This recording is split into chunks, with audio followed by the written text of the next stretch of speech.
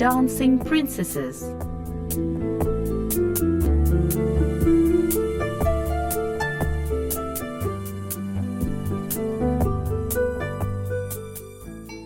Nanny, Nanny, could you tell me one story?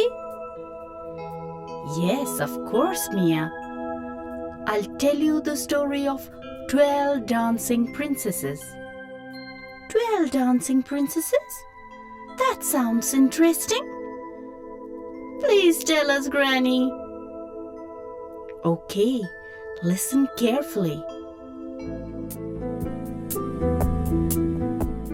Long, long ago, there lived a king who had 12 beautiful daughters. The princesses were not only well-bred, kind and charming, but they were intelligent and smart. The king loved them and took great care of them. He would not let them go anywhere, fearing some harm may befall on them. Princesses shared one large room in the palace. They had similar beds all kept in a row in one big room. The princess's bed was spread with lovely mattresses, bed sheets, blankets, but they hardly slept on these beds at night. Every night when the princesses went to bed, the king would close the door and lock it up after bidding them good night.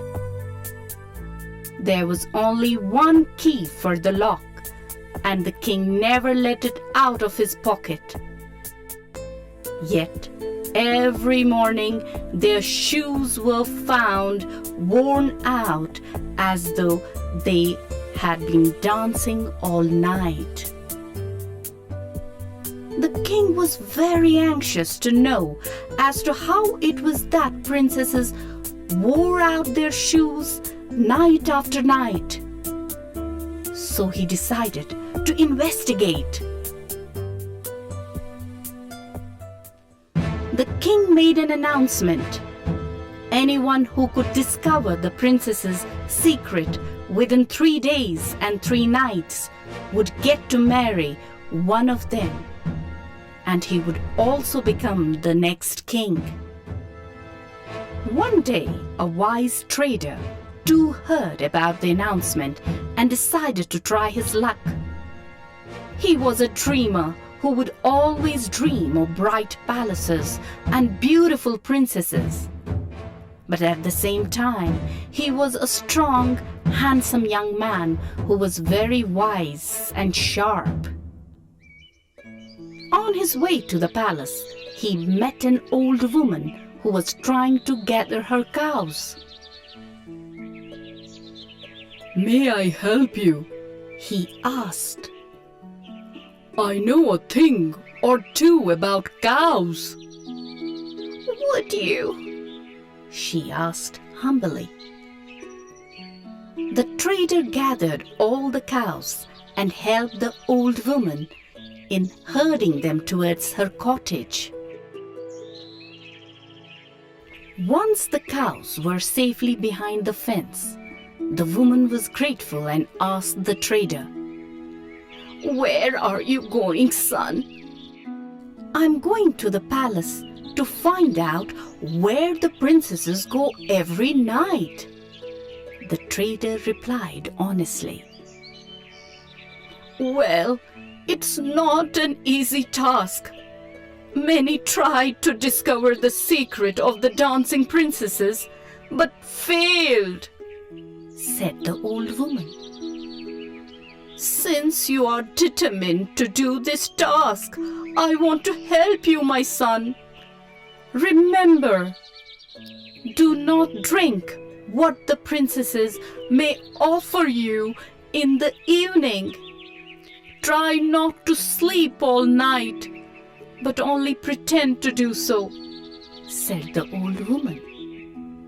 She then gave the trader a magic armor and said, This will make you invisible and help you in your quest." "Thank you so much," said the trader, and went towards the king's palace. The trader reached the palace and volunteered to do the task that was being announced by the king.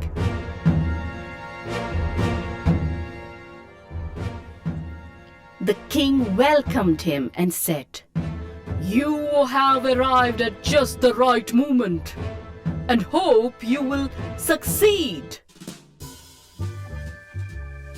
During evening, he was taken to a room which was adjacent to the princess's room. After some time, the eldest princess entered the room with a glass of drink and said, You look very tired. This drink will help you sleep better. Oh, thank you, said the trader, after taking the glass from her. But the trader remembered the old woman's instructions and secretly threw it away and pretended to fall asleep. The princess told her sisters, Hey, my dear sisters, everything is clear. But I feel something very uneasy, as if something bad is going to happen, said the little princess. Come on, don't be afraid. Everything is fine, said the eldest princess. Many tried to find out our secret, but failed. Like others, this trader too will never be able to find out. He fell deep asleep after having the drink. Let's wear our finest gowns and proceed for the dance. Soon the princesses left. The trader quickly got up and wore his magic armor and followed them. The princesses stood near one of their beds and clapped. Immediately the bed sank into the floor and revealed a secret passage. One after the other, the 12 princesses entered the secret passage. The invisible trader quietly followed them. Soon they reached a lovely forest where the trees bore shimmery fruits and leaves of gold. The young trader broke off a gold leaf with a loud crack. I should show this to King as a proof, said he. The youngest princess heard the sound and cried, Hey, someone is following us. Come on, it's just a rabbit, said the other princess. After walking a considerable distance, they came to a great lake where there were 12 boats on the shore, and in each boat sat a handsome prince. Each princess went with a prince in a boat. The trader went with the youngest princess. On the other side of the lake stood a beautiful castle. The princess and the princess went into the castle. The trader followed them, and soon they were in a ballroom. Each prince danced with a princess, and the soldiers stood near the corner, watching them dance with joy.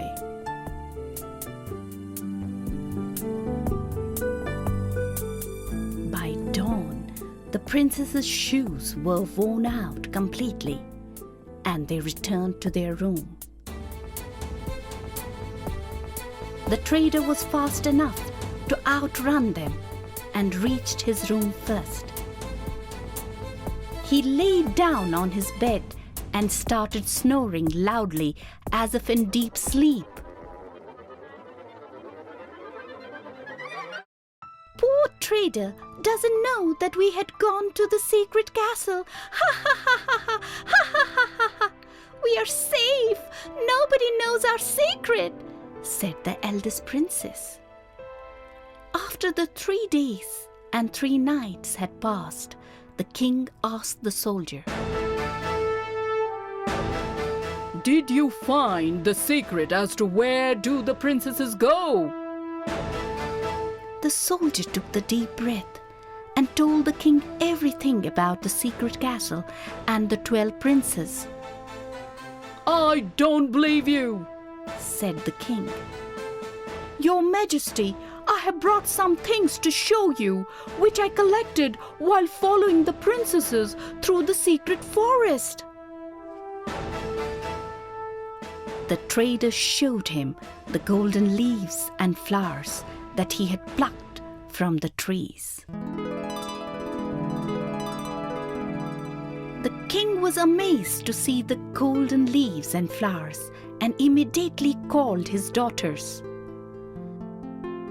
Princesses had no option but to confess everything. King rewarded the trader and offered him the ministerial post in the court. The youngest princess was quite impressed by the trader's wit and wisdom and showed interest in marrying him. So, they got married and lived happily ever after.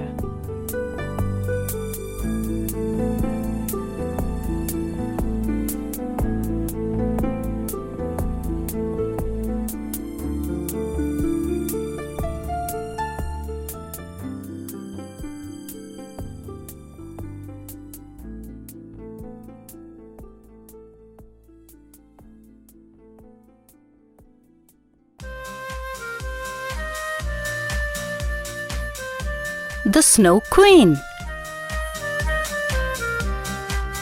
Sam, what are you writing? I'm writing my homework, Didi. My teacher has asked me to write a story about friendship. Hey Sam, I know a wonderful story about friendship. What's the name of the story, Didi? The Snow Queen. Once there was a wicked wizard who enjoyed making weird things. One day, he made a magical mirror. This mirror was like no other, for it made everything reflected in it appear ugly. Beautiful fields looked like marshy swamps, and the prettiest people looked like old hags. The wizard was so proud of his mirror that he flew with it around the world, causing trouble. One day, when he was flying high above the earth, he laughed so much over the misery his mirror caused that the mirror slipped from his hands and fell to the earth to splinter into 1,000,000 pieces. The splinters flew all over the place. Some stuck in people's hearts and made them cold and hard. Other tiny specks blew into people's eyes and made everything they saw appear twisted and ugly. The largest piece of all fell on the Snow Queen, who ruled the icy lands of the north. From that moment on, she became the coldest and meanest woman who ever lived.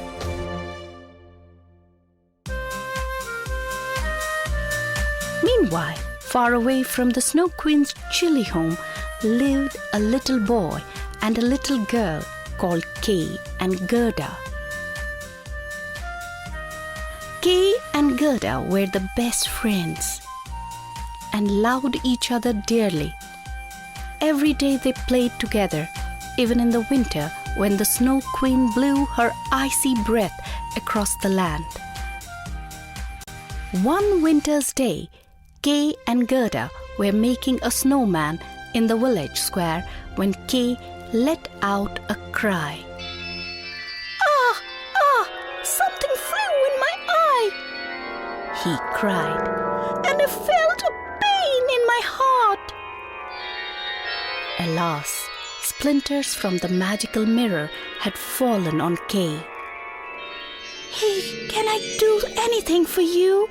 Asked Gerda. Get lost! Shouted Kay before kicking over the snowman. When Gerda started to cry, Kay laughed. Then he grabbed his little sledge and sped away. Kay played alone in the snow until a big sleigh stopped nearby. Kay couldn't see who was driving the sleigh, but he did not care. He fastened his sledge to the back of the sleigh, so when it pulled away, it took him with it.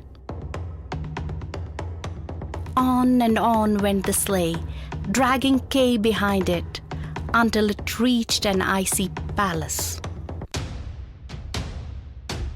Once there, the driver of the sleigh got down and called to Kay in an icy voice.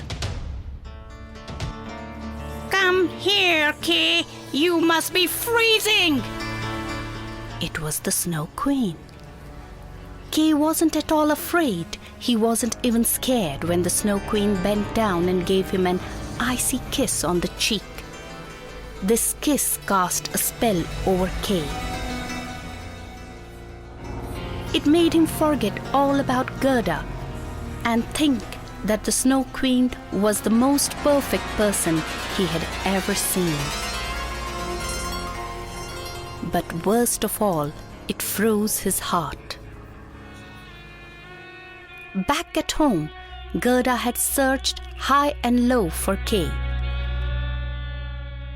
Everyone in the village had joined in, but Kay was nowhere to be found.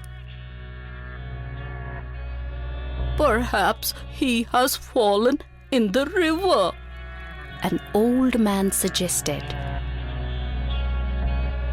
Gerda took her best red shoes and threw them into the river, begging the river to give back Kay in return.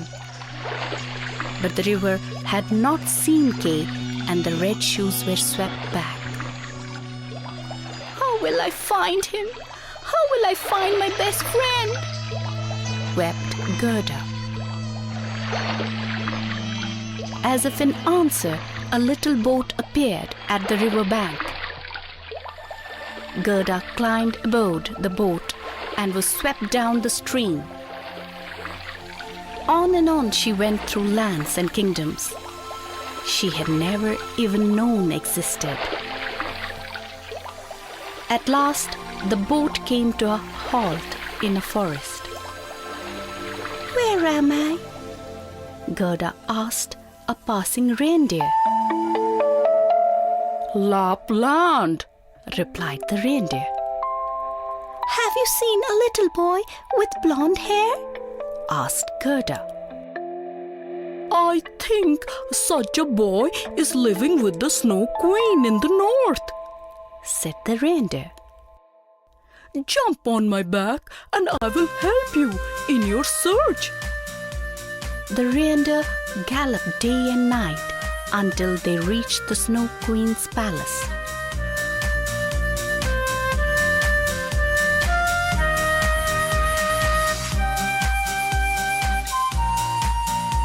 As Gerda stood outside the icy walls, she shivered with fear. But she knew that it was up to her to rescue Kay. Inside the palace, Kay was cold and alone. The Snow Queen was away, and all Kay had for entertainment were some chips of ice. The Snow Queen had told him that he could go home if he could form them into the word free. But however hard Kay tried, he could not do it. When Gerda saw her beloved friend, she rushed to his side. She held him in her arms and wept as she realized that he did not even recognize her. Her tears were so pure, full of love, that when they fell on Kay's chest, they melted his frozen heart. Kay began to cry too. As he cried, the splinter of glass was washed from his eye. And when he looked down at the chips of ice, they had arranged themselves into the word free. Kay hugged Gerda with joy. "You are the best friend a boy could wish for," he smiled. Their tears of sorrow were quickly replaced with tears of joy. Come on, Kay, let's go home."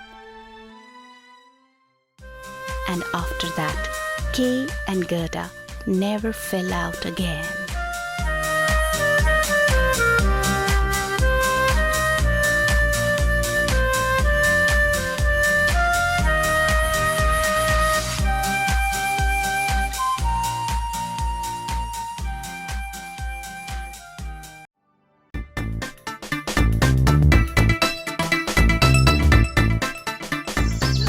The Frog Prince.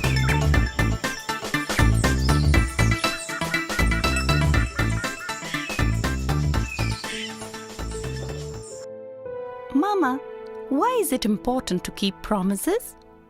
Because it can either ruin or save somebody's life. Well, it can even change one's fate. Is it, Mama? Yeah. Listen to this interesting story, The Frog Prince. Once upon a time, there lived a beautiful princess who spent many happy hours playing by herself in the lovely royal garden.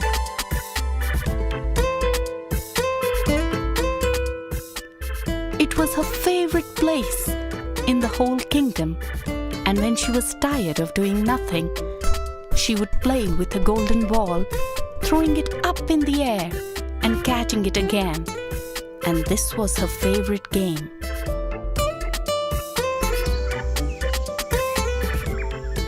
One day, as she was playing with her golden ball, it suddenly bounced away. She rushed to catch it, but it was too late. The ball dropped into a nearby pond and sank to the bottom. The princess was so upset, she sat down and cried.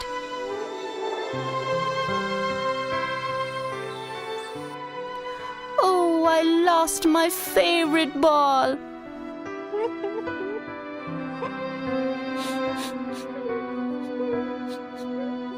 Suddenly, she heard a voice. "Why are you crying, dear princess?" It asked. She looked around, but all she saw was an ugly frog. The frog had talked to her. She did not like frogs, but she answered politely. "My special ball has fallen into the pond." The frog said, "If I dive into the pond and fetch your ball, will you promise to grant me my wish?" "But what is it that you want from me?" she asked, a bit worried. "Is it my jewels, or my crown, or a bag of gold?" "No, dear princess. I do not need those things. All I ask is that you let me come live with you in the castle. I must eat at your table with you and sleep in your bed." The princess thought the frog was joking. Then, because she wanted her ball back so much, she said, all right, I promise." The frog leapt into the water.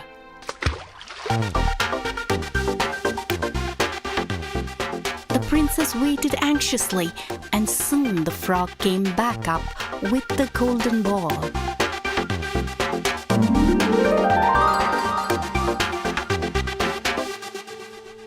He gave it to the princess, and she quickly ran off with it. She hoped she could run away and not have to bring the frog to the palace. The frog called out to the princess, "Wait, wait, take me with you!" And he started hopping after her.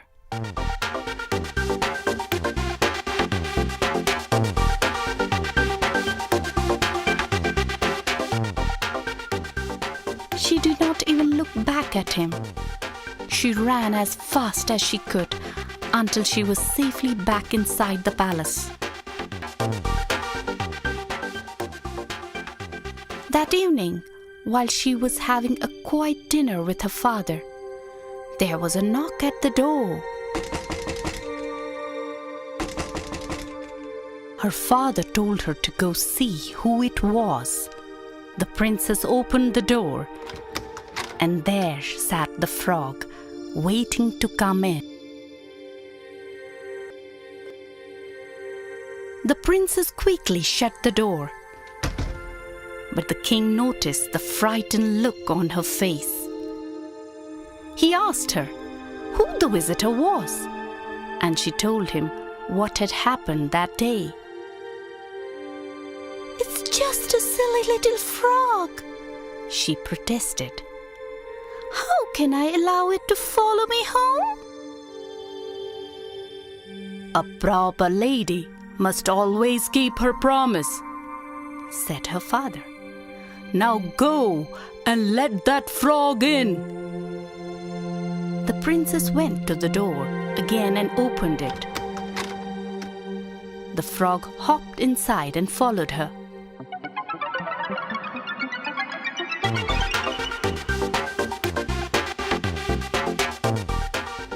He asked to be lifted onto the table. Then he started eating from her plate.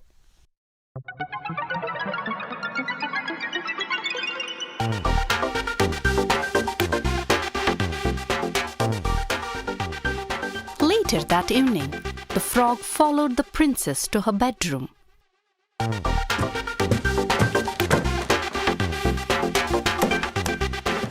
She was very unhappy knowing that a frog would be sleeping in the bed with her. But when she placed it on her pillow, the frog suddenly changed into a prince. The handsome prince told her that an evil witch had cast a spell on him, and only a kind princess could break the spell by granting him his wish. He was so happy that the beautiful princess was the one who had broken the spell. The princess soon fell in love with the prince. He asked her to marry him, and they lived happily ever after.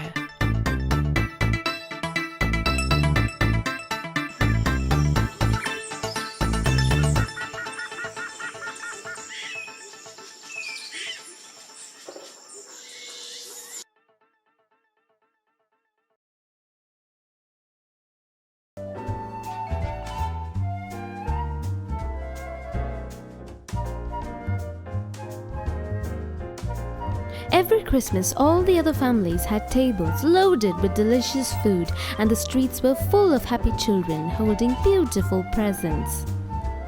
But Tiltil and Miltil were unhappy and could only watch from a distance. Look at that beautiful three-tiered cake! Have you ever seen so much icing? Forget the cake. I wish I could have that charming pink dress. Oh. Every Christmas they looked on in envy because their father was only a poor carpenter and could not afford to buy them fancy presents. As they looked longingly out of the window at all the bright lights and happy families and sighed, they heard a creak of footsteps on the stairs. "It must be Mother! Quick, turn off the light!"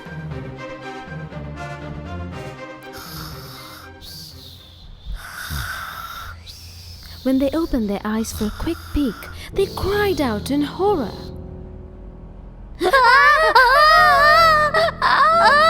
The figure that entered through the door was not their mother at all, but a hideous witch.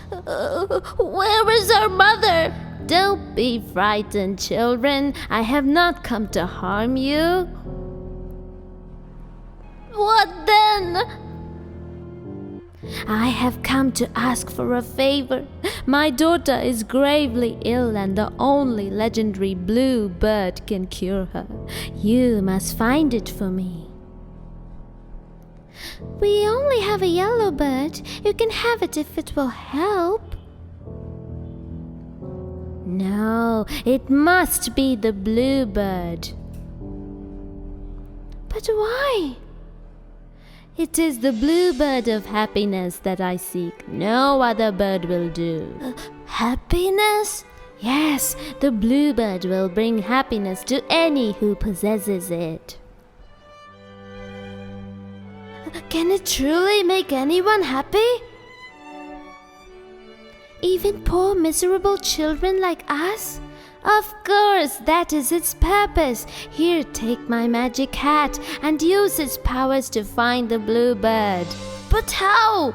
The hat will show you the way. Good luck. As they touched the hat, the world around them suddenly grew dark. Turtle, are you there? I'm frightened. It's okay. I'm here. Take my hand. At that moment, the Queen of the Night materialized out of the darkness, dressed in shimmering silver robes, her cold laughter ringing in the air. Have you come into my realm of darkness to steal the blue bird? Your courage is admirable, but how can two children succeed when countless great knights have failed? The true bluebird is hidden amongst thousands of impostors. Claim it if you can. Look, here it is, the bluebird! No, wait, it isn't the real one. Looking around at all the bluebirds, Myrtle and Tiltle realized that they all looked the same, and there was no way of telling which was the real one. Many have tried to find the bluebird and all have failed. They wasted their lives in a futile search until they died of old age, and so will you. The Queen of the Night placed a large mirror before them. Look into the mirror. Make your choice now, or watch yourselves wither away and die. What's happening to us? Our hair is graying. No, how do we stop this? The two children could see themselves aging in the mirror. We must get out of here now. You're right. No! How dare you run, cowards! You were to be my next sacrifice! Come back! No! As they left the kingdom of the night, the children crossed over into the land of memory. They saw a worn couch with an elderly couple dozing on it. Where are we now? Where are we now? Are we in the future? Are those people us? Have we grown old and died? I can't die yet. I still haven't tried that lovely dress I wanted. Well, I don't want to die before I had some of that cake. The children began to weep loudly, not realizing that they had entered the land of memory. The sound of their sobbing woke the elderly couple. Oh, is it Monday already? I can hear the baby crying. That can't be the baby, it must be the rooster. No, listen. Does that sound like a rooster to you, woman? You're right. I can hear our little grandchildren. See? Like I said. They're Grandma and Grandpa. Do you really think our grandchildren can be here now? Let's take a closer look. Yes, it really is them.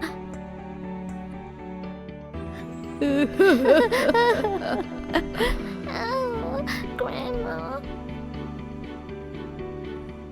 The children and the grandparents had a joyful reunion. The grandparents baked a delicious cake, and Myrtle and Tiltil told them all about their quest for the bluebird. So you see, that is how we began our journey in search of the bluebird. Do you mean that bluebird on the tree? Huh? The children looked where their grandmother pointed, and there was the bluebird. There it is! What? Where? There! Let's catch it! Come on, run! Wait, children! Stay a little longer! Don't you want some more cake? Tears filled the old woman's eyes as she saw the children chase away without even looking back to say goodbye. There's nothing to cry over. Children are always chasing after something. They have no time for old people like us. Grandfather and grandmother embraced as they dissolved into the wind. Tiltil and Myrtle chased after the bluebird as fast as they could. But when it was almost within their grasp, it scattered in the wind, just like their grandparents had done. Where did it go? What just happened? They couldn't see that the bluebird had faded along with their grandparents' happiness. After that, the two children journeyed on into the land of happiness, hoping to find the bluebird there. There they met a gluttonous man and a greedy woman. I'm the happiest man on earth because I can have all the food I can dream of.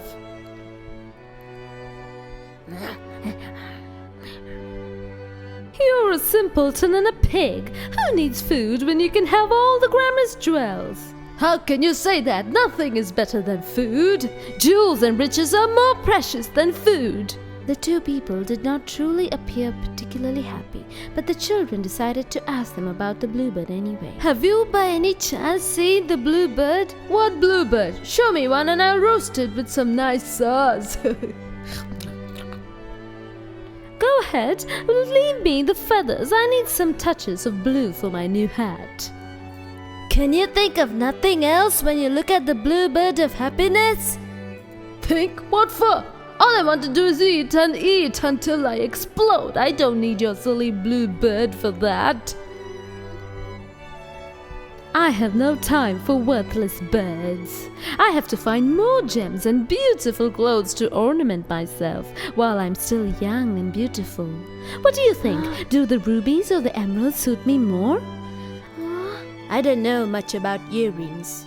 I'm almost certain the bluebird is not here, Myrtle. But isn't this the land of happiness? This should be the bluebird's home. Happiness? You must be lost, child. This is the land of unhappiness. What? See that sign? It used to say land of unhappiness, but we changed it. What? Shocked and disheartened by the greedy woman's words, the children reached for the witch's hat. This time, the children found themselves right where they had started, at home. Isn't this our room? Oh, we have been sent home without finding the bluebird. What will we do when the witch returns? Oh no, what if she turns us into frogs? I don't want to be a horrid, slimy frog. Wait, what if we paint our yellow bird? Do you think that will really work? The children ran to the cage and were amazed to see the bird inside was not yellow at all, but blue. The bluebird! Suddenly the witch appeared out of nowhere. Tell me, children, have you captured the bluebird for me? Honestly, we didn't actually find it. It was waiting in our home. Here, take it and heal your daughter's illness. Are you sure you want to give it to me? It can make you happy. But we are already happy. That's right. I'm very grateful to you both. You have discovered that true happiness can only be found through love, understanding, and acceptance. You will always be much happier now. the witch vanished in a swirl of silver dust. When Tiltil and Myrtle woke up the following morning, the first thing they saw was the yellow bird back in its cage. Even though Tiltil and Myrtle realized it had all been a dream, they remembered the witch's words. And as they listened to the sweet songs of their own yellow bird, they felt truly happy. The Little Match Girl. It was a cold, snowy winter day. The streets were filled with people hurrying home after a hard day at work to their warm homes and families. A little girl wandered alone through this rush, her soft voice wavering on the frozen air. Matches, matches, would you like some matches? Oh, would you like some matches, please? Matches? Matches? Matches? She was a little match girl, trying to sell matches to the passers-by. She had no money to buy warm clothes, and everything she wore was thin and ragged, and the soles of her shoes had holes in them. Busy with their own concerns, the people walking by ignored her, and no one stopped to buy matches from the poor girl. The girl tried to stop a well-dressed man who was passing by. Mister, would you like to buy some matches? Get away from me, urchin. My children are waiting for their gifts. Please, mister, won't you just take one box? Please? I told you! Leave me alone! Irritated, he shoved the girl out of his way. The girl was weak with hunger and cold, and she lost her balance, collapsing on the ground. The man turned away and walked away.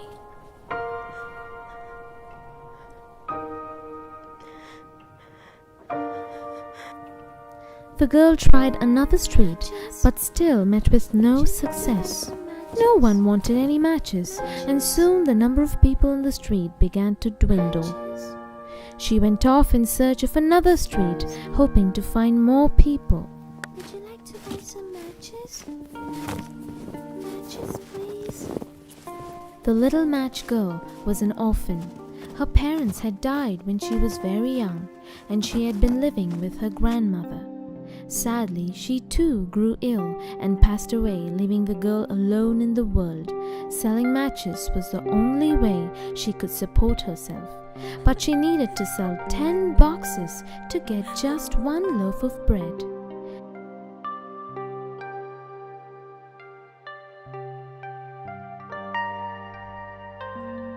Today, she hadn't sold any. Passing by a house, she heard a burst of loud, joyful laughter coming from inside. She looked through the window and saw a happy family in a warm home, sitting before a table loaded with delicious food.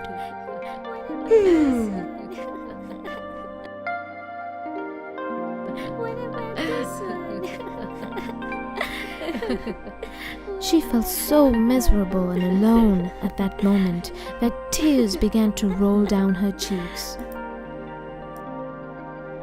If only I could be one of those children. That's a turkey. Oh, turkey, yes. It's a turkey. Turkey. Yeah. As the sun set and the darkness deepened, the streets grew almost empty, and soon the girl was alone. Tired from walking all day in the cold and very hungry, the girl sat down by a wall to rest. I'm so cold. I can hardly feel my feet anymore. I wish I had something to eat.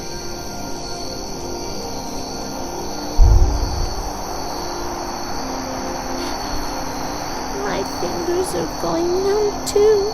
If I light a match, I'll feel a bit warmer. She took out a match and lit it. she took out a match and lit it.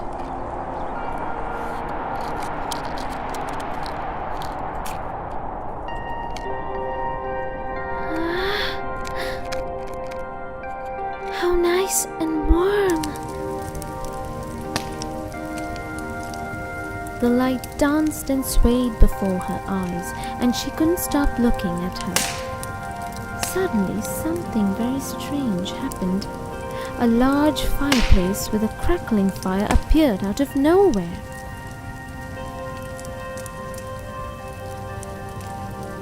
Throwing off her shoes, she stretched out her feet, feeling a warm glow in her toes. How lovely! I feel so much better and cozier. I love it. A smile formed on the girl's pale face. At that moment, the match sputtered out, taking the vision of the fireplace away with it.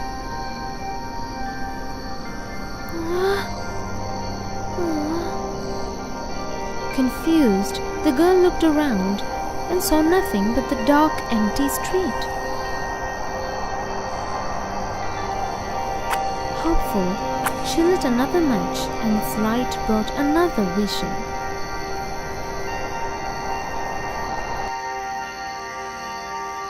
This time she found herself in a house like the one she had seen through the window, and there was a feast spread out on the table.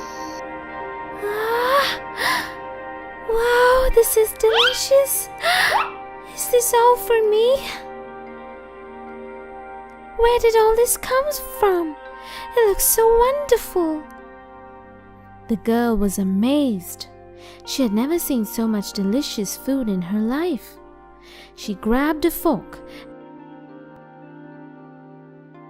and she chose an especially juicy-looking piece of meat. But before she could taste it, the light faded again and everything vanished. Ah! Where did it go? I want some food.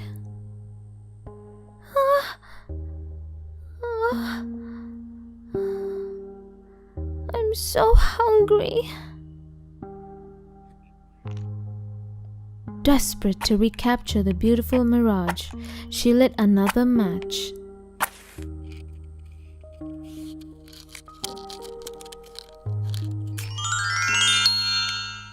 What will I see this time?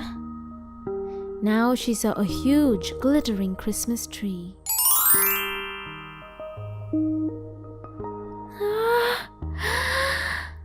Wow! Beautiful! The girl eagerly approached the tree and reached out for a cookie, and there are presents and cookies under the tree. The next moment, the flame of her match went out. But although the light faded, the vision had not. The Christmas ornaments, shimmering into the darkness, flew away into the night sky and transformed into beautiful glowing stars. How pretty! She watched the stars, feeling calm and happy. Then she took all the remaining matches from her basket and lit them all at once.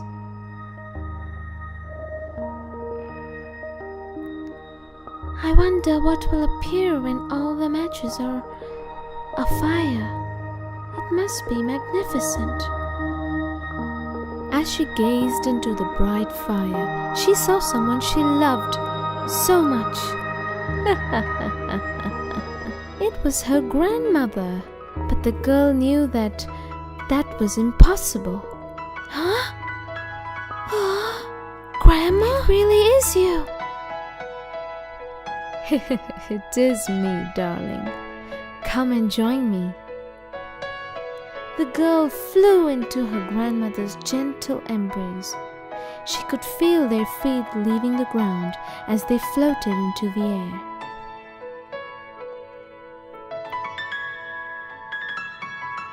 I was so lonely without you, Grandma.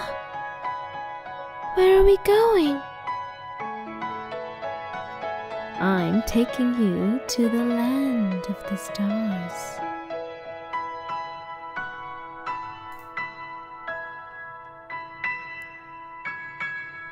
The girl held her grandmother close and smiled brightly. Wrapped in her grandmother's arms, the girl rose into the sky and became a pretty little star.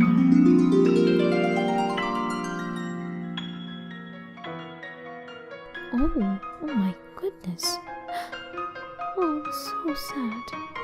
When the morning came, the girl was found lying on the cold ground with her burnt matches scattered around her. Oh, poor child. She was so sorry. She was so cold.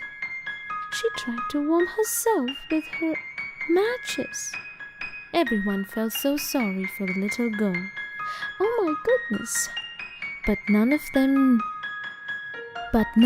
would ever know the happiness and contentment that filled her as she floated up to join the stars.